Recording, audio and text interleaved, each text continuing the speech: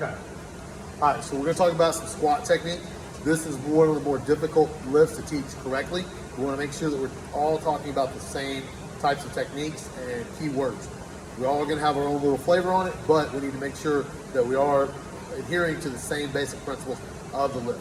First couple things that we need to talk about is the grip.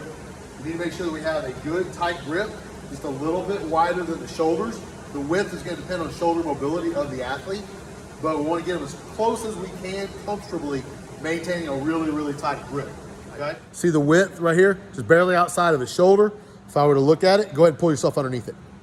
Okay? As he pulls himself underneath the bar, you notice his back getting really tight right here. We want the kids to think about, like if my hand was here, a can was here, some kind of object was right here, they're trying to squeeze it with their shoulder blades as they approach under the bar. And once again, you see the width of his hands, okay?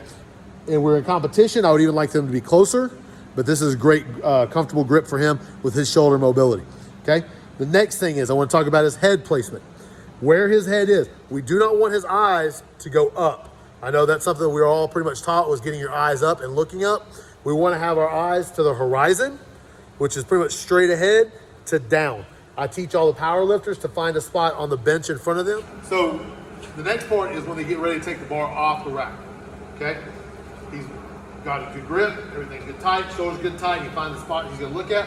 He's gonna take a deep breath, and he's taking a deep breath into his stomach, stand up, and walk back.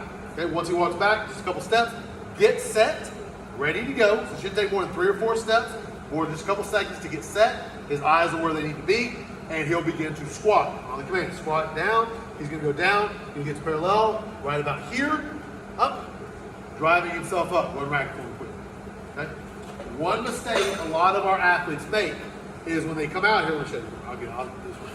When they get underneath it, okay, is they come under, they're too quickly, they don't have their hands set, they come back without their body set, they're taking all these steps, and then they get set back here outside of the safety racks. We need to make sure that we are over the safety racks right here, so in case they do fall, the safety racks do their job. And we need to make sure that their hands are tight, their shoulders are tight, and they are breathing. Okay, so some of the cues that we would use for squat. The first thing is their toes need to be slightly out, okay? If you can look down here, I get where I can see him. His feet are pointed slightly out. That's gonna allow him to open his hips. When I tell him to squat, the first thing he needs to do is push his knees out. So go. See, his knees are gonna follow in line with his toes. That allows his hips to get low, and he's gonna drive himself straight up, okay? Straight up through the movement, all right?